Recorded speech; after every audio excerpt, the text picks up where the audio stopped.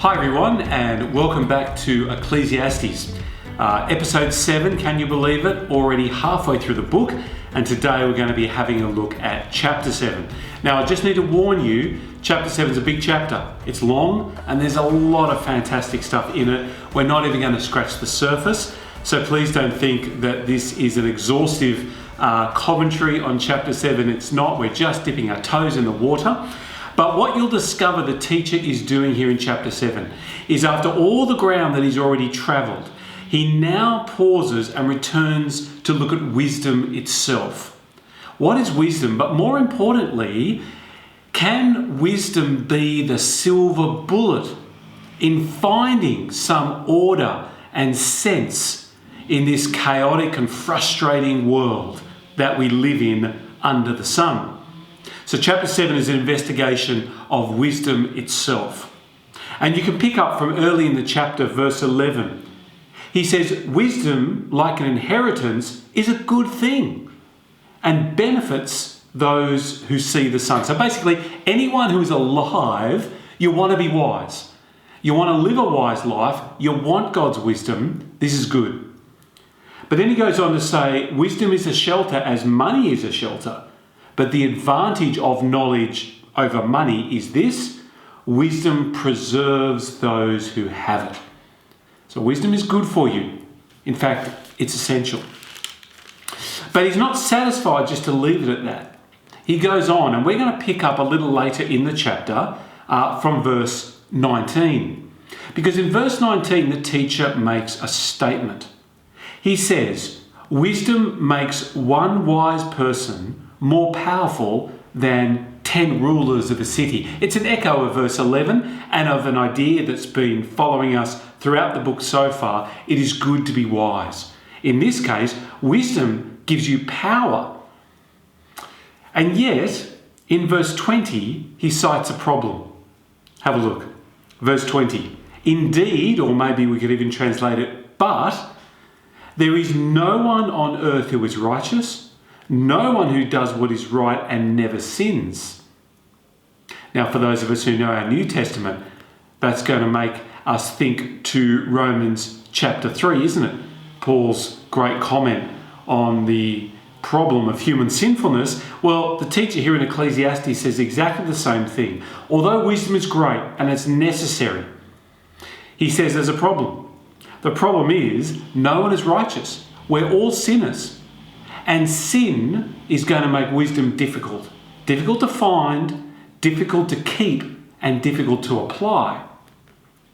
And then in verse 21, he goes on and gives us an example of what he's talking about.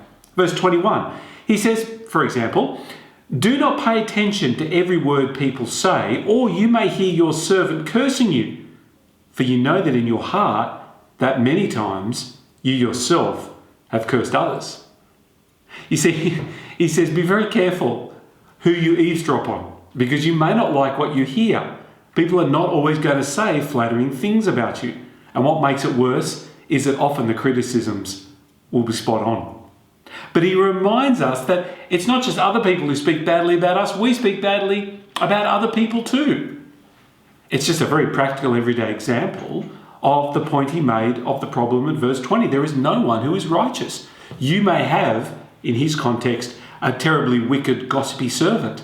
But don't be fooled. You're not much better yourself. How are we going to be wise? How are we going to use wisdom in that context? Well, have a look at verse 23, because here he makes a conviction. He says, all this I tested by wisdom and said, I am determined to be wise. But this was beyond me. Whatever exists is far off and most profound. Who can discover it? You see, so he says, I'm not giving up on wisdom, and neither should you. But be aware as we go down this road together that there are going to be things we will not understand.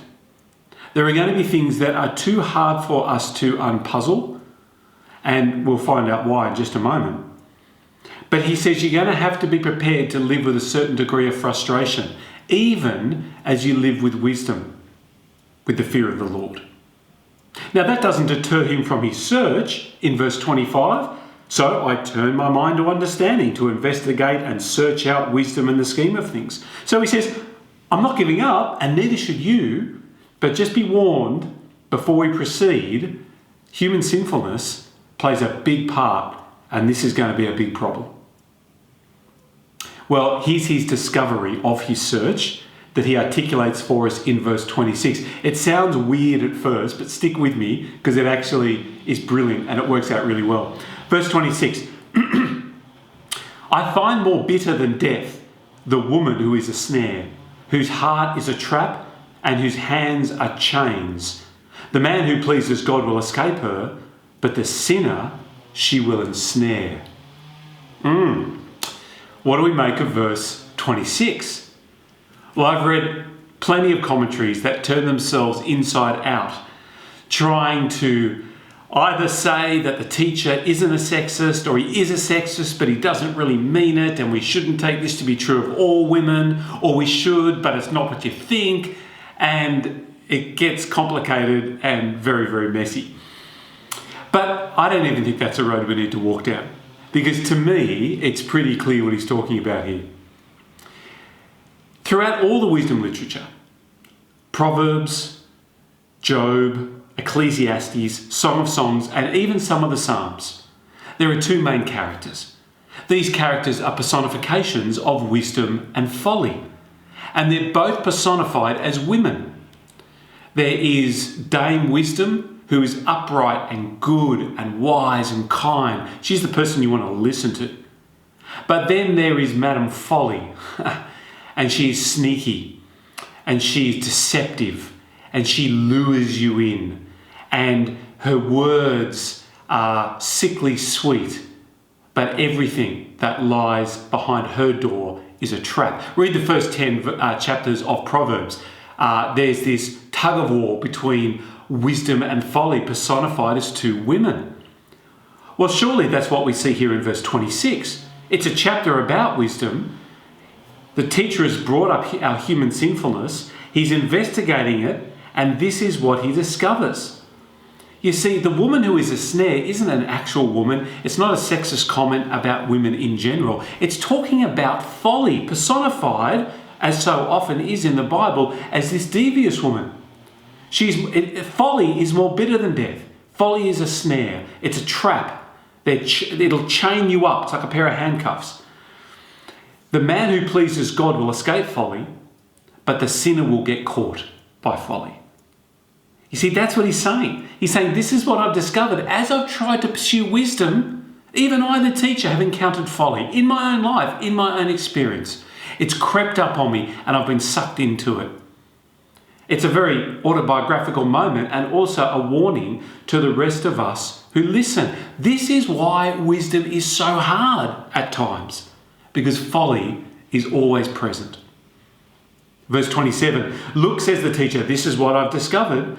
Adding one thing to another to discover the scheme of things, while I was searching but not finding, I found one upright man among 1,000, but not one upright woman among them all.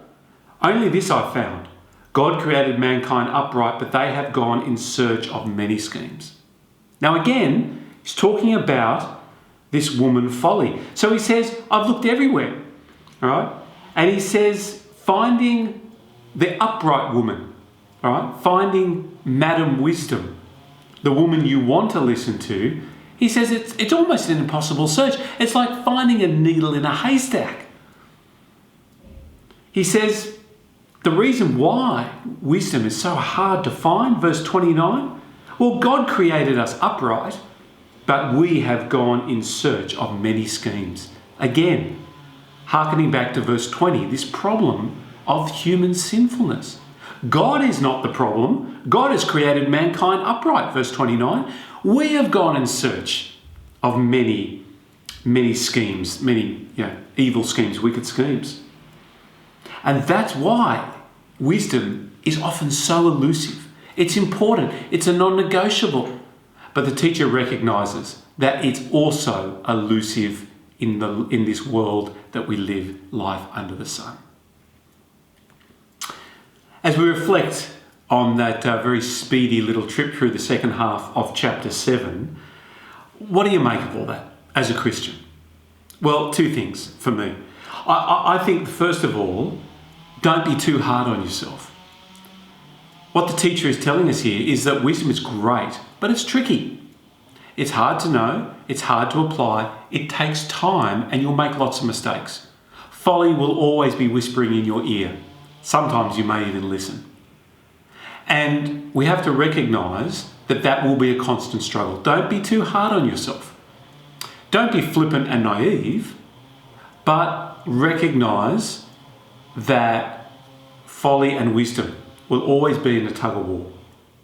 That's the first thing. The second thing, and I want to close with this really, is to get a little bit of perspective on chapter 7 from the New Testament. Something that the Apostle Paul says in 1 Corinthians chapter 1 from verse 20. So listen to these words as we close. Paul writes, "Where is the wise person? Where is the teacher of the law? Where is the philosopher of this age? Has God not made foolish the wisdom of the world? For since in the wisdom of God, the world through its wisdom did not know him, God was pleased through the foolishness of what was preached to save those who believe. Jews demand signs and Greeks look for wisdom. But we preach Christ crucified, a stumbling block for Jews and foolishness to Gentiles. But to those to whom God has called, both Jew and Greeks, Christ, the power of God, and Christ, who is the wisdom of God." Well, I hope reflecting on both 1 Corinthians 1 and Ecclesiastes chapter 7 will draw you closer to Christ, our wisdom, this week. We'll see you next time. Read ahead for chapter 8. See you soon.